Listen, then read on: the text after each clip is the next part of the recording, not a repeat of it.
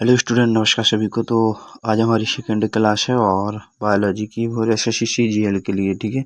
तो चलिए हम स्टार्ट करते हैं इसमें। और कोशिका एक बहुत बड़ा टॉपिक है, तो आज हम पूरा कंप्लीट करेंगे सेल को, ठीक है। बस नोट्स बनाना है तो नोट्स बनाते जाना, क्योंकि मैं क्लास को कभी भी उसको हमें प्राइवेट कर सकता हूँ, ठीक है। तो सेल क्या होती है, सबसे पहले हम देखते हैं कि कोशिका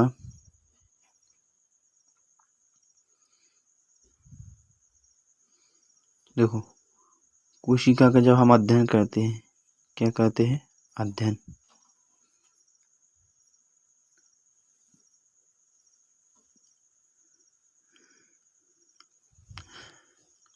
इसका अध्ययन करते हैं, स्टडी।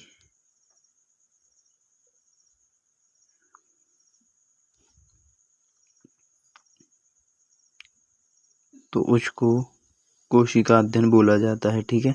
क्या बोला जाता है? कोशिका अध्ययन, सेल स्टडी। ओके, कोशिका अध्ययन यानी कि सेल स्टडी।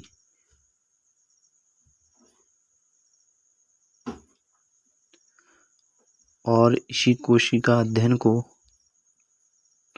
कोशिका विज्ञान के नाम से जाना जाता है। कोशिका विज्ञान के नाम से जाना जाता है, यानी कि साइटोलॉजी के नाम से जाना जाता है, ठीक है।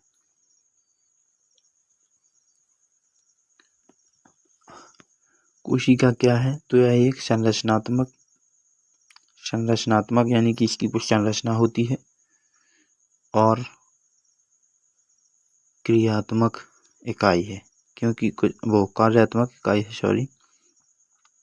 हाँ, क्रियात्मक भी बोल सकते हैं आप। कार्यात्मक या क्रियात्मक इकाई है, क्योंकि ये कुछ कार्य करती है, ठीक है।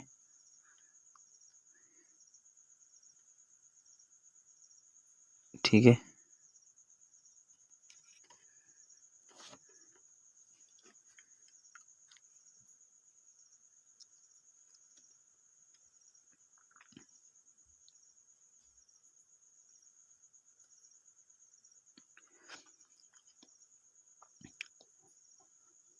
समान आकार की कोशिकाएं, देखना। अब कोशिकाओं से मिलकर बनेंगे ऊतक यानी कि टिश्यू। तो समान आकार की कोशिकाएं मिलकर के ऊतक का निर्माण करती हैं, यानी कि टिश्यू का निर्माण करती हैं, ठीक है। मिलकर ऊतक का यानी टिश्यू का निर्माण करती हैं, ठीक है।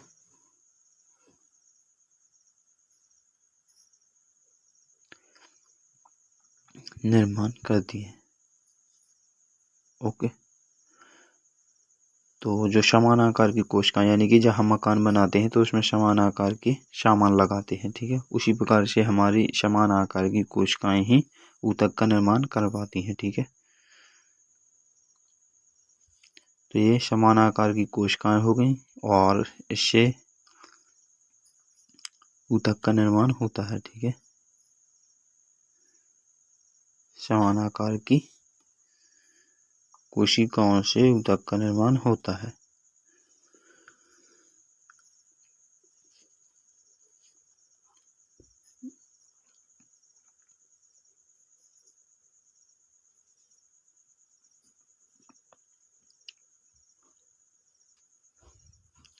ठीक है।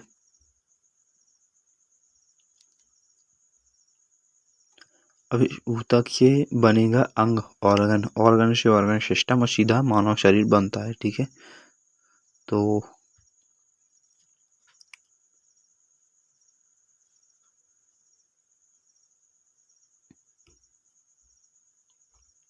इस ऊतक से क्या बनता है? ऑर्गन, अंग, ठीक है।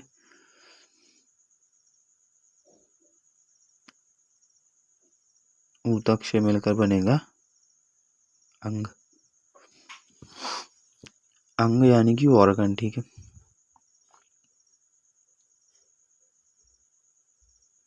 उसे ऑर्गन, ठीक है।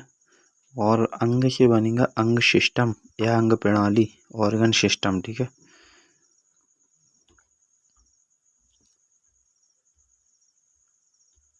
Organ system. ओके।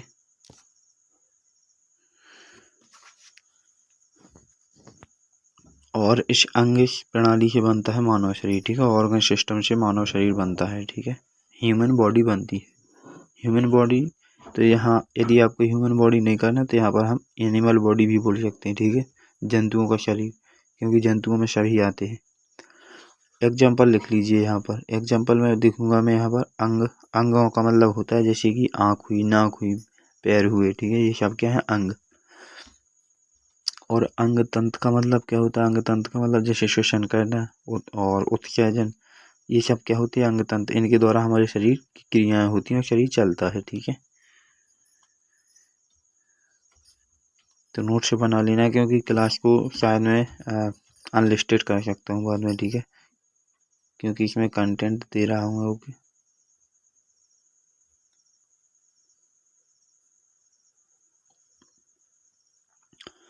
चलिए तो आगे की कहानी देखते हैं।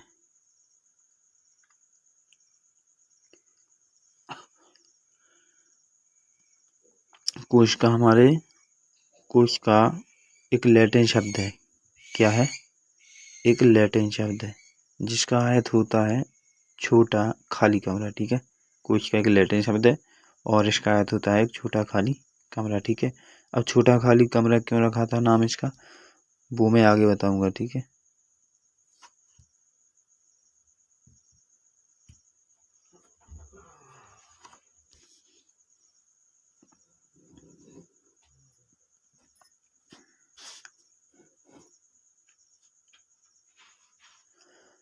सर्वप्रथम कोशिका की खोज किसने की थी?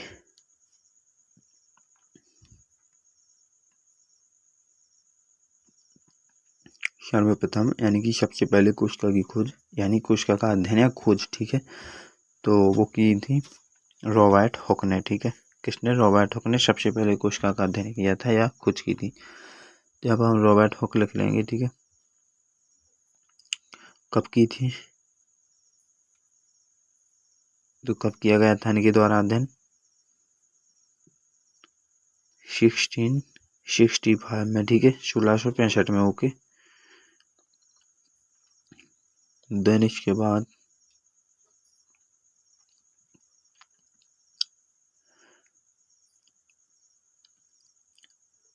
रॉबर्ट हुक ने पेड़ की छाल पर काम किया, तब जाकर के इनको पता चला, इन्होंने फिर उसका नाम दिया कोशिका, ठीक है।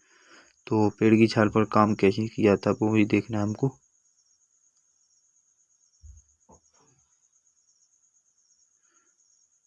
रॉबर्ट हुक ने पेड़ की छाल पर काम किया था। मैं यहाँ पर सब कुछ बताऊंगा आपको कैसे किया था।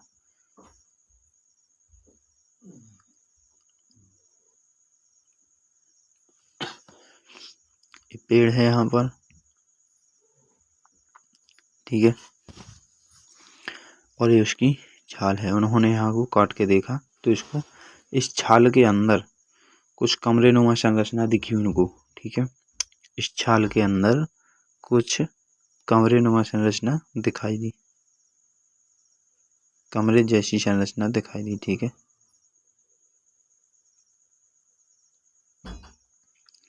उस संरचना को दिखाई दी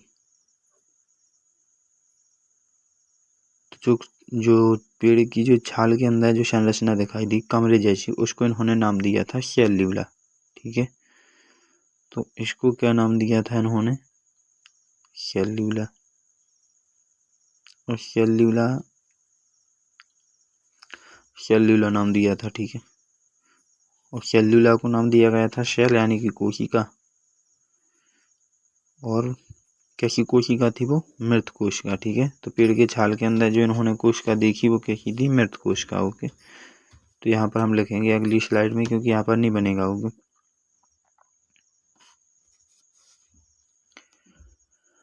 तो रॉबर्ट हुक के द्वारा मृत कोशिका की खोज की गई थी, ठीक है।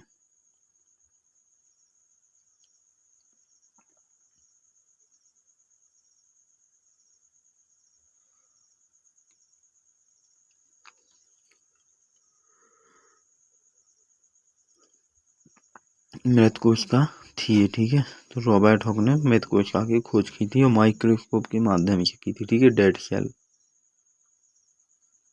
डेड सेल माइक्रोस्कोप के माध्यम से की थी, ठीक है। माइक्रोस्कोप के माध्यम से की थी।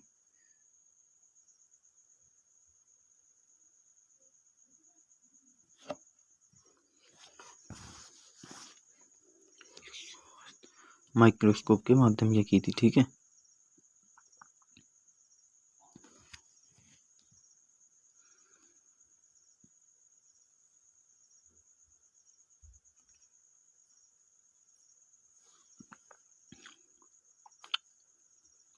यानी कि सूक्ष्मदर्शी द्वारा खोज की थी इन्होंने। किसने? रॉबर्ट हॉक ने।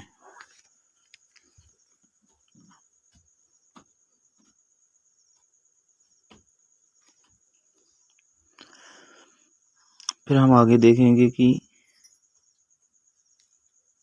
कोशिका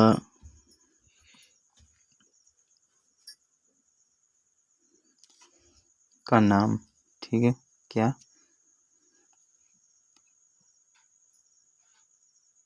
एक मिनट, मैं इसको यहाँ से काट देता हूँ।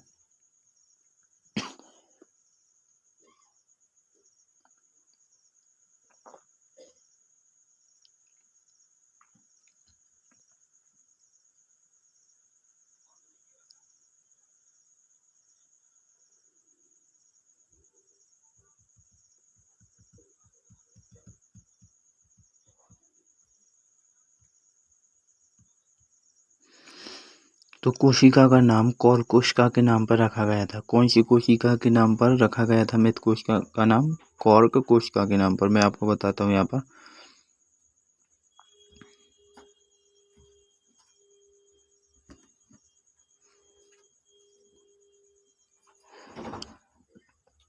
जो कॉर्क कोशिका थी उसकी संरचना कमरे जैसी थी, ठीक है। कॉर्क कोशिका की संरचना कैसी थी? कमरे जैसी थी, ठीक है। तो उसी के नाम पर इसका नाम रखा गया था, मृत कोशिका का नाम रखा गया था, ठीक है। तो कोशिका नाम कहाँ से निकला? रॉबर्ट हुक के द्वारा कॉर्क कोशिका के माध्यम से कोशिका का नाम निकला था, एक छोटा खाली कमरा, ठीक है। तो मैं यहाँ पर उसका संरचना बना के बताता हूँ।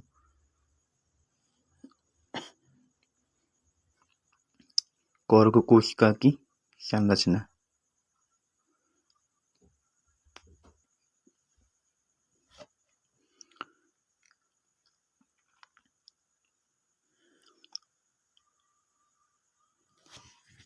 तो ये यहाँ पर आपको दिख रही ये जो कॉर्क कोशिका की संरचना है, ठीक है।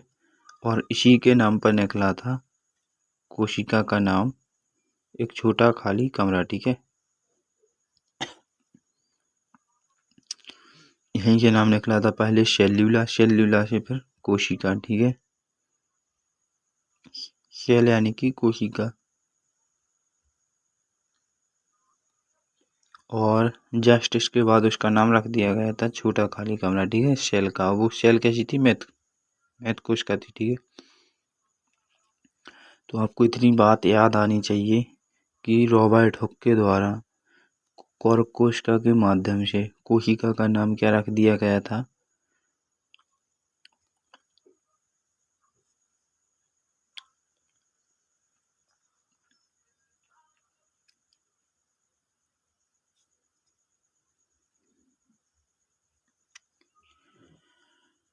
चलिए, तो हम वहाँ पर देखेंगे अगली स्लाइड में। अब आई एंटोनी बॉन ल्यूवेनहॉक, ठीक है, यानी कि ए भी ल्यूवेनहॉक। तो ए भी ल्यूवेनहॉक ने क्या किया था कि इन्होंने 1674 या 75 बोल दीजिए, ठीक है, इनकी एग्जैक्ट डेट नहीं है, थोड़ी 19-20 हो जाता है। इन्होंने बैक्टीरिया की खोज की थी, ठीक है। किसकी खोज की थी इन्होंने? बैक्टीरिया की।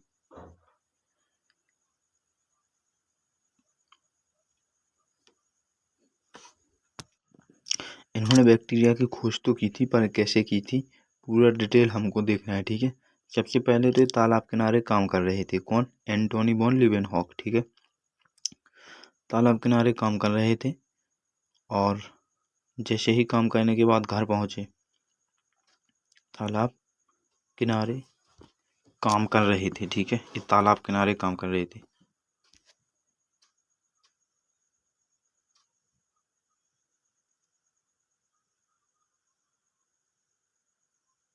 ओके। तो इनकी उंगलियों में क्या हुआ था कि मिट्टी लग गई थी, ठीक है। इनकी उंगलियों में मिट्टी लग जाने के कारण मिट्टी लग गई थी। ओके,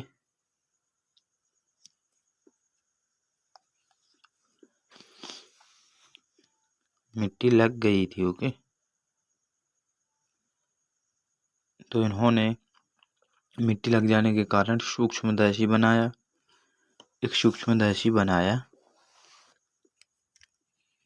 या फिर एक सूक्ष्मदर्शी से उसको देखा, ठीक है। तो सूक्ष्मदर्शी पहले इन्होंने खुद अपने हाथ से बनाया था, फिर उससे उन्होंने क्या किया कि जो उंगलियों में मिट्टी लगी थी उसको देखा, ठीक है। उसको देखा तो उस मिट्टी में इन्हें बैक्टीरिया नजर आए, ठीक है। उस मिट्टी के अंदर इनको बैक्टीरिया नजर आए, ठीक है। बैक्टीरिया यानी कि जीवाणु नजर आए, ठीक है। बैक्टीरिया नजर आए, और वो भी कैसे, और उस बैक्टीरिया के अंदर इन लोगों ने जीवित कोशिका की खोज की थी, ठीक है। तो जब बैक्टीरिया जीवित था तो उसके अंदर कोशिका भी कैसी होगी, जीवित, ठीक है। उसके अंदर इन्होंने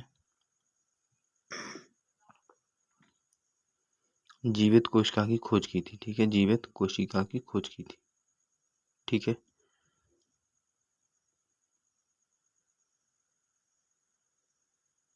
खोज की थी, ठीक है। और एंटोनी वॉन लीeuwenhoek के द्वारा जीवित कोशिका की खोज इसी तरीके से की गई थी, ठीक है। सबसे पहले बैक्टीरिया की, और बैक्टीरिया के अंदर इनको कोशिका, और कोशिका कैसी थी, वो जीवित कोशिका, ठीक है। तो लिविंग सेल किसके द्वारा खोजी गई थी, एंटोनी वॉन लीeuwenhoek के द्वारा। और साथ ही साथ इन्होंने आरबीसी डब्ल्यूबीसी की भी खोज की थी,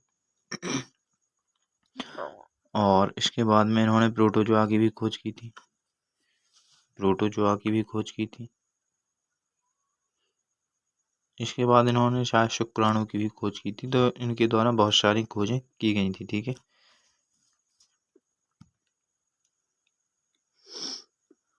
शुक्राणु आदि की खोज की थी।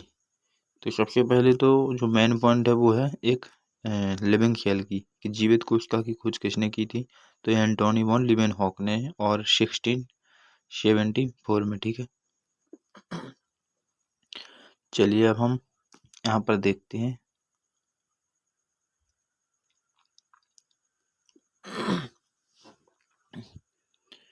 एंटोनी वॉन लीeuwenhoek,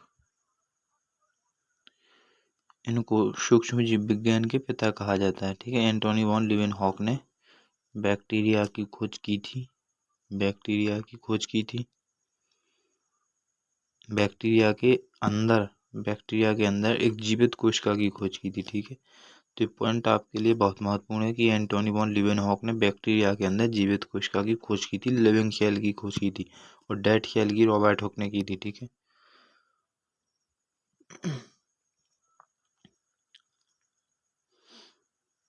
और दोनों ने ही 17वीं शताब्दी में की थी। ओके,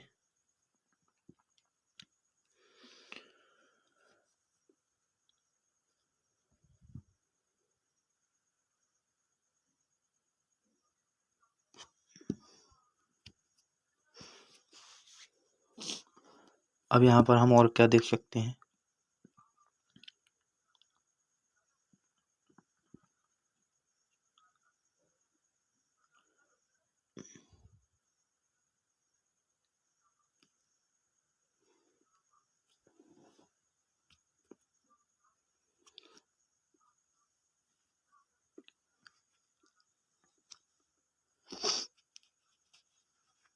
इसलिए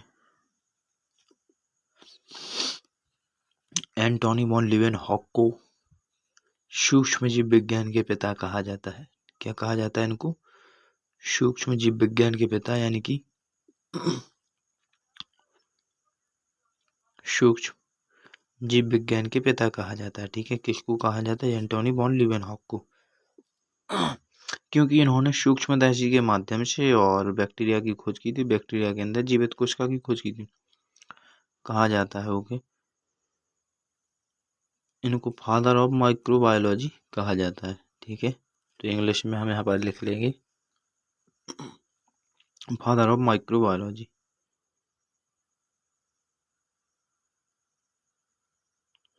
सूक्ष्म जीव विज्ञान के पिता।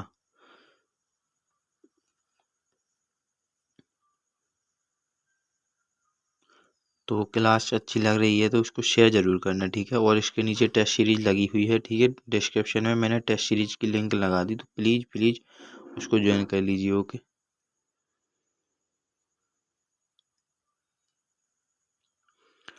एक जीवित जीव के लिए क्या जिम्मेदार है? जैसे कोई भी जीव, चाहे वो जंतुओं में कोई भी जीव हो, यदि वो जीवित है या चल रहा है, भोजन कर रहा है, कुछ भी कर रहा है, क्रियाएं कर रहा है, तो उसके लिए क्या जिम्मेदार है?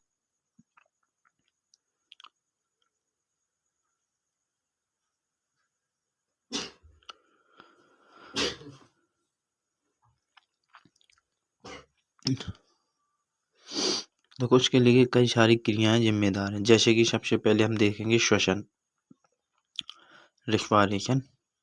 तो जब व्यक्ति श्वसन करता है तो वो जीवित दिखता है, तब हमें पता चलता है वो जीवित है। दूसरा पॉइंट, चाहे प्रजनन हो, रिप्रोड्यूस, यदि वो प्रजनन कर रहा है, रिप्रोड्यूस कर रहा है, तो भी कैसा है व्यक्ति? जीवित है, ठीक है। और थर्ड पॉइंट हम लिख सकते हैं इसमें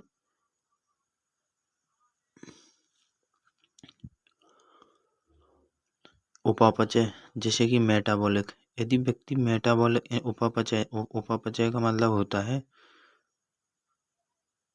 उपापचय मेटाबॉलिक, ठीक है। और नंबर 4 यहाँ पर हम लिख सकते हैं जैसे कि चेतना, कॉन्शियसनेस, ठीक है। क्या है? कॉन्शियसनेस, चेतना। तो ये सारी क्रियाएं जो भी हैं, इनसे व्यक्ति जीवित रहता है, ठीक है। तो एक व्यक्ति के जीवित रहने के लिए ये सारी क्रियाएं जिम्मेदार हैं, ठीक है। जब हम ठहरा सकते हैं कि व्यक्ति जीवित है, ठीक है। तो इन्हें याद रखना। अब बात चाहे एनिमल की हो चाहे प्लांट की हो, ठीक है। तो जंतु और पादप दोनों में ये क्रियाएं होनी चाहिए, तब तो वो जीवित है।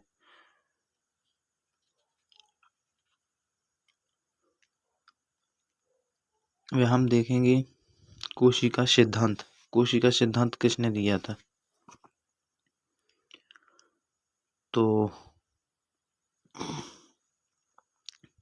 कोशिका सिद्धांत 1838 से लेकर के 1839 में, यानी कि 1838 से 1839 में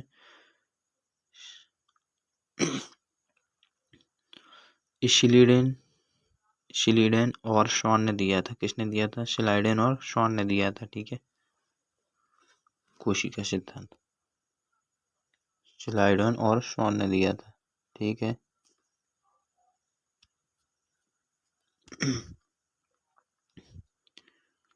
तो शिलाइडेन और शॉन के द्वारा ही दिया गया था, ठीक है।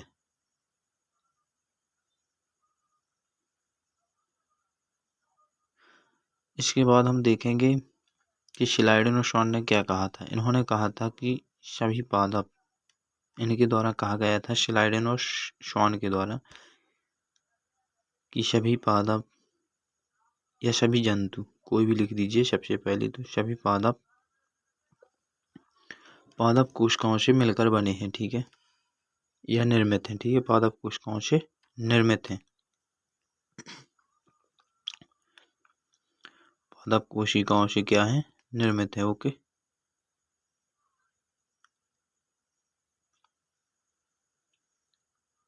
ठीक है। All plant are made plant cell, ठीक है।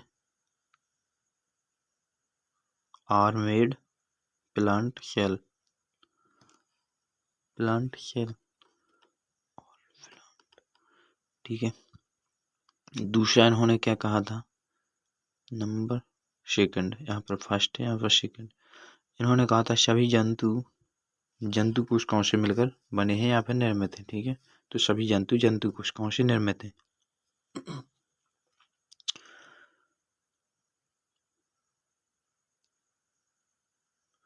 सभी जंतु कोशिकाओं से निर्मित हैं।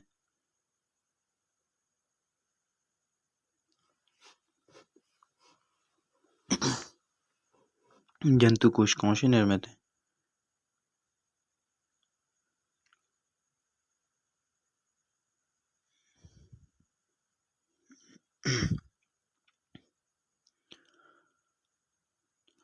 All animal are made animal cell, ठीक है।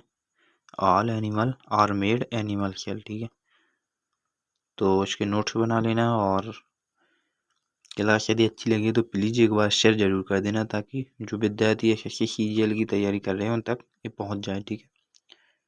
और नोट्स बनाना है तो बना लेना, और टेस्ट सीरीज लगा दी मैंने डिस्क्रिप्शन में, ठीक है। तो टेस्ट जरूर लगाना। मानविंद क्लासेस एप्लीकेशन पर आपको फ्री टेस्ट मिलते हैं, ठीक है।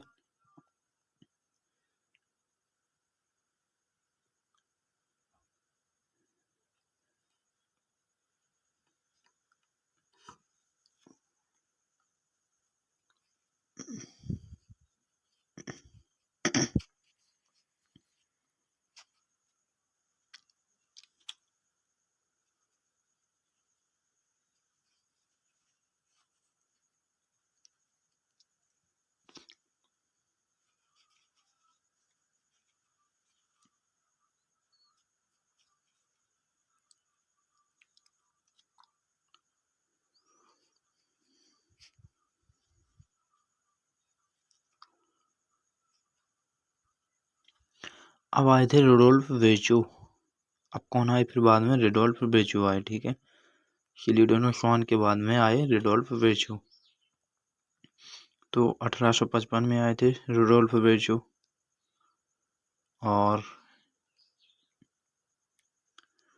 इन्होंने ओमनिस सेल्यूला और ई सेल्यूला नाम दिया था, ठीक है। इन्होंने क्या कहा था? ओमनिस सेल्यूला, ई सेल्यूला। इसका मतलब है कि सभी कोशिकाएं पहले से निर्मित कोशिकाओं से बनी है, ठीक है। तो रुडोल्फ विर्चो ने 1855 में एक नाम दिया था ओमनिस सेल्यूला, ई सेल्यूला।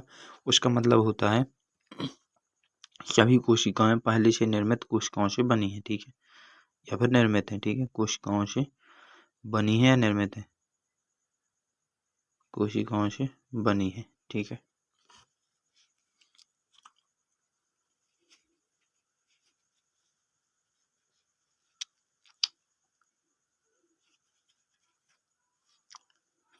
तो यहाँ पर हमारी क्लास एंड होती है आज, और इसकी जो टेस्ट सीरीज है फ्री टेस्ट है। तो डिस्क्रिप्शन में मैंने लिंक लगा दी है टेस्ट सीरीज की, तो वहाँ से आप ज्वाइन कर सकते हैं, ठीक है। मानविंद क्लासेस एप्लीकेशन पर आप फ्री में टेस्ट ज्वाइन कर सकते हैं, ठीक है। तो नमस्कार सभी को, और मैं यहाँ पर क्लास को एंड कर रहा हूँ, और शेयर ज़रूर करना क्लास को, ठीक है, ताकि सभी विद्यार्थियों तक ज़्यादा से ज़्यादा संख्या में पहुँचे।